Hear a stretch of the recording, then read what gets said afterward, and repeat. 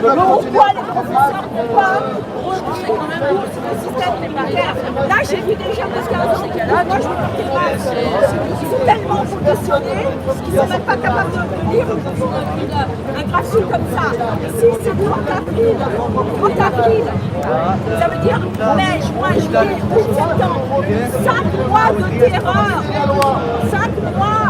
Les enfants, on leur apprend qu'ils sont en danger sur terre. Mais où on est là? C'est ça qu'on est en train d'apprendre aux enfants. On est en train de leur dire, tu n'es pas en sécurité sur terre. On est en train de leur dire, tu vas tuer ton père, tu vas tuer ta mère, tu vas tuer ta grand-mère. Mais où on va là? Ça c'est la pression. Je m'en fous. Moi je ne fais pas de la politique.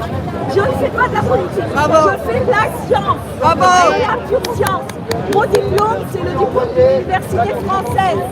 Ça veut dire quoi? Ça veut dire que 60 millions de personnes, 66 millions de personnes me font confiance pour faire mon travail. Donc moi, je fais mon travail de scientifique. Le reste, ça ne m'intéresse pas. Et quand on ment, je dis on vous ment. Parce que c'est mon job. C'est pas le boulanger qui va faire mon job. Je parle de la loi de bioéthique parce que ça, c'est dans la Constitution de la citoyenneté, des lois qui sont fondamentales pour tous les citoyens, pas seulement 50 personnes dans je ne sais pas où, dans une antichambre, qui vont discuter entre eux. Ça concerne les 66 millions de citoyens, la bioéthique. Comment c'est possible qu'on puisse faire passer ces lois en plein été, en pleine nuit, avec des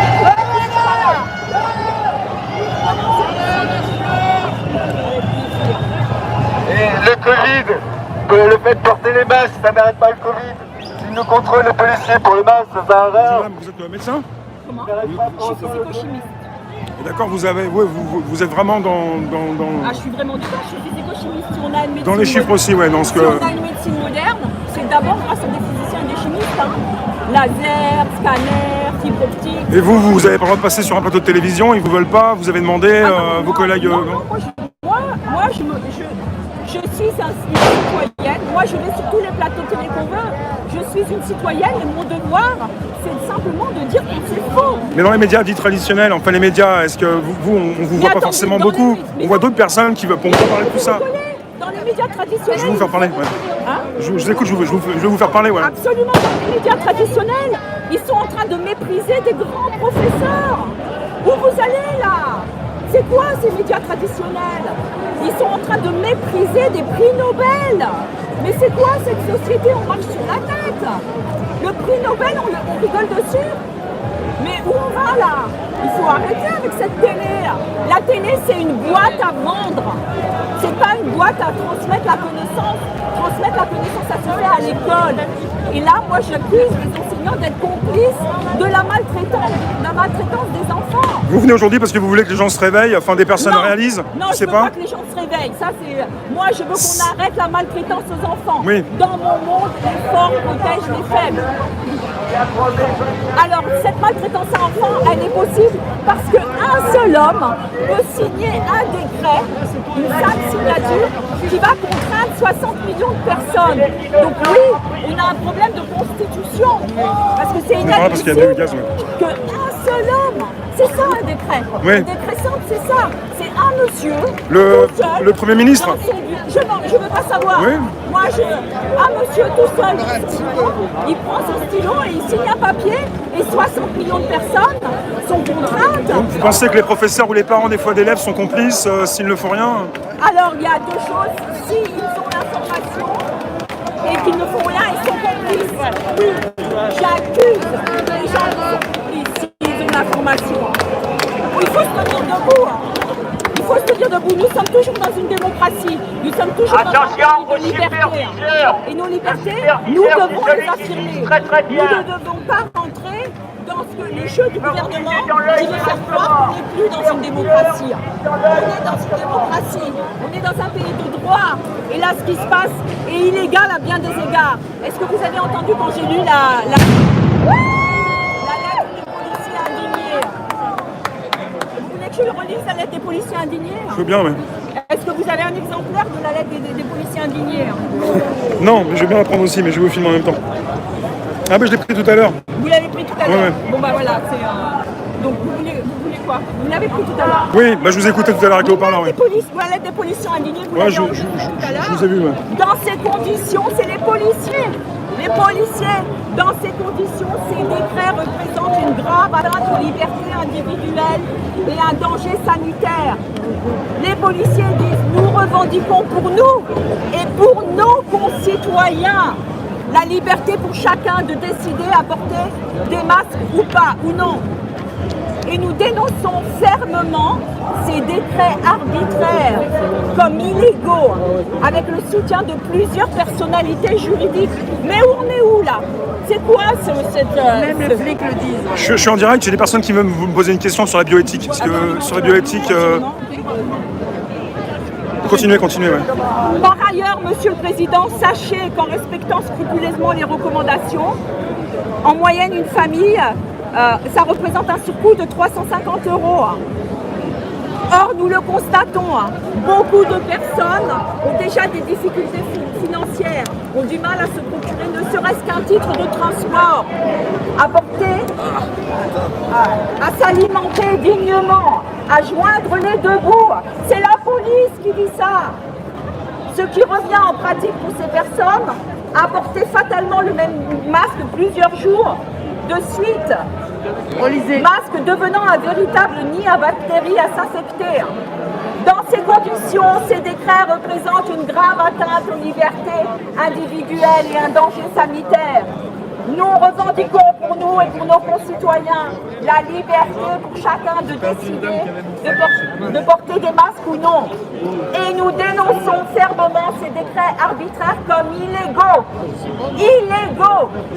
Illégaux. On est toujours dans un pays de droit.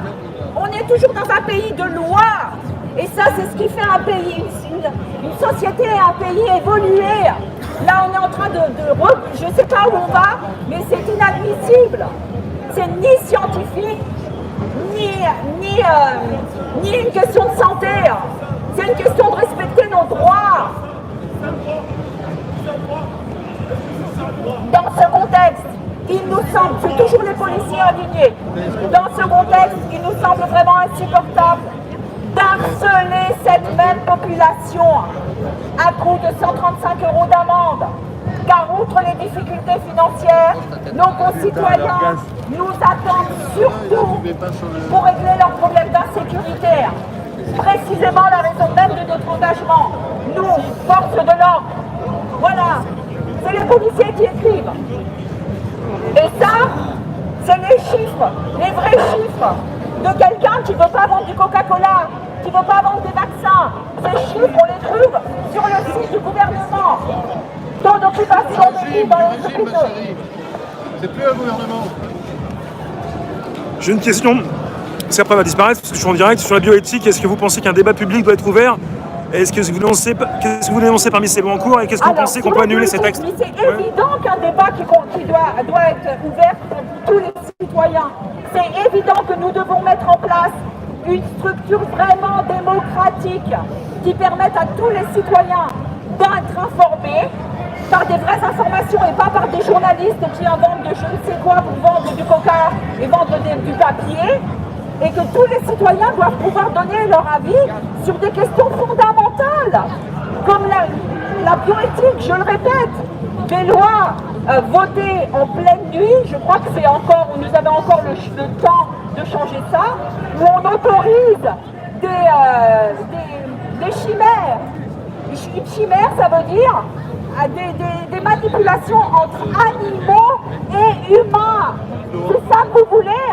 Que dans les laboratoires ils fassent ce qu'ils veulent. C'est normal que nous, les citoyens, nous ayons il faut que nous donnions notre avis.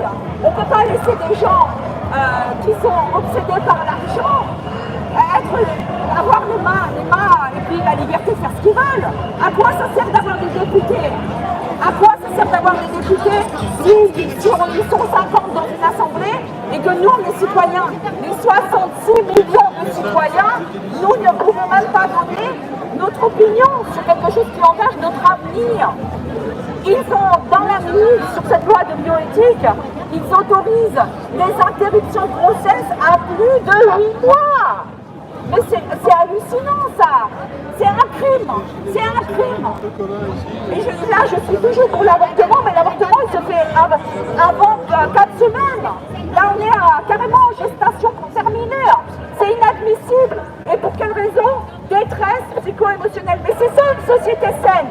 Une société saine, c'est une société qui protège tout le monde. Et c'est pour ça que je suis là aujourd'hui. Pour que les faibles soient protégés. Et les plus faibles, c'est nos enfants. Et les plus faibles, c'est ceux qui sont dans la détresse. Mais là, ce gouvernement que nous payons, je vous le rappelle, ces gens travaillent. Ils sont à notre service, je vous le rappelle, n'oubliez pas. C'est un travail qu'ils font. Et nous sommes leurs employeurs. Ces gens nous mentent. Ils nous mentent et ils nous maltraitent et ils maltraitent nos enfants. C'est une mafia corrompue. Donc je suis ici pour dire non à tout ça. Non, non, non. Je suis née en France, le pays des droits de l'homme. J'ai toujours été fière d'être en France, d'être née en France. Et je veux continuer à être fière de vivre en France. Un jour on m'a dit, avec ce que vous faites, vous serez mieux aux États-Unis. J'ai répondu, mais non, moi, les gens, les pères et les mères de ces gens, ils ont payé mes études à l'université française. Alors même si c'est difficile, je reste en France. Et je fais mon travail en France. Oui. Et je fais mon travail en France. Juste pour que tu lises. Ouais, mais c'est pas grave, montre-lui. Il faut le dire avec... Je vais le dire. Vas-y, dis. Merci madame. Votre prénom? Chantal, merci. Alors moi, je veux rebondir sur ce que vient de dire Chantal. C'est qu'hier, en fait, en Allemagne, il y a une jeune fille de 13 ans qui est décédée du port du masque. Il y a une enquête qui est en cours pour savoir s'il y avait des staphylocoques dans le masque, s'il y avait autre chose. Et en fait, c'était juste pour attirer l'attention sur les parents des enfants, pour protéger les enfants et refuser le port du masque. Parce qu'il y a déjà eu un premier décès hier en Allemagne. Vous pouvez vérifier dans les médias, l'information est sortie hier. Voilà, c'est ce que je voulais dire. Le masque ne protège pas actuellement, le masque tue, et il tue des enfants. Merci monsieur. Rien à dire. La vérité. 2018, 2019, 2020. Donc vous voyez, là c'est 2020 et ça c'est le confinement. Et c'est les personnes âgées qui sont mortes prématurément. Parce que quand on est une personne âgée et qu'on vous interdit de voir les gens que vous aimez, excusez-moi, mais ça donne pas envie de vous rester. Et vous voyez, comme vous voyez ici, c'est le 30 avril. 30 avril, il n'y a plus rien. 30 avril, il n'y a plus rien. Et on maltraite les gens, et on ment aux gens. Et les journalistes véreux sont complices. Complices pour vendre du papier, pour vendre de la pub. Là, je viens de discuter avec une journaliste du Monde. Le Monde a reçu une subvention de M. Gates. Vous pouvez le trouver sur Internet, sur les subventions de M. Gates. Le Monde a reçu une subvention de plus de 2,5 millions. 2,5 millions d'euros. Honte au monde, honte aux journalistes du Monde, honte à tous ces journaux. L'Institut Pasteur a reçu plus de 4 millions d'euros de subventions. Honte à l'Institut Pasteur qui ne font pas un travail de scientifique. J'ai honte. Je refuse ça. Je n'ai pas fait des études de sciences pour mentir aux gens. La science, la connaissance, c'est pour éloigner la peur. Pas pour enlever les libertés. Alors je suis là et je serai là jusqu'à ce qu'on arrête ces maltraitances. Et jusqu'à ce que ces lois illégales, ces choses illégales soient changées. Et qu'on installe une vraie démocratie directe. Une vraie démocratie où les citoyens, tous les citoyens pourront donner leur voix. Ça suffit, on n'a plus besoin de partir. Ils sont où là? Ils sont où les Mélenchon et tout ça? Ils sont où tous ces gens des partis qui viennent nous parler quand c'est les élections? Ils sont où? Vous les avez vus? Ils sont nulle part. Ah mais quand il y a les élections, ils viennent là. Ils viennent, je suis beau, je suis plus beau, tu vas pour moi. Non! Nous ne voulons plus de partis politiques. Nous voulons la démocratie citoyenne. Vous avez entendu les chefs de parti? Il y en a marre de vos jeux de pouvoir et de vos jeux de chefs musicales. On veut la démocratie directe. On veut que les lois qui sont importantes, soient tous les citoyens puissent donner leur avis. Je peux prendre votre mail pour qu'on reste en contact. Moi, je suis sur YouTube Réservoir House, mais vous voulez, Chantal, je vous donne une carte. Oui, je veux bien. Merci, c'est gentil. Comme ça, après, je peux vous contacter. C'est plus rapide comme ça, merci. Je vous vois. Merci. À bientôt. Hein. Parce que là, ça bouge un peu si jamais on est séparés. ça marche. Merci Chantal.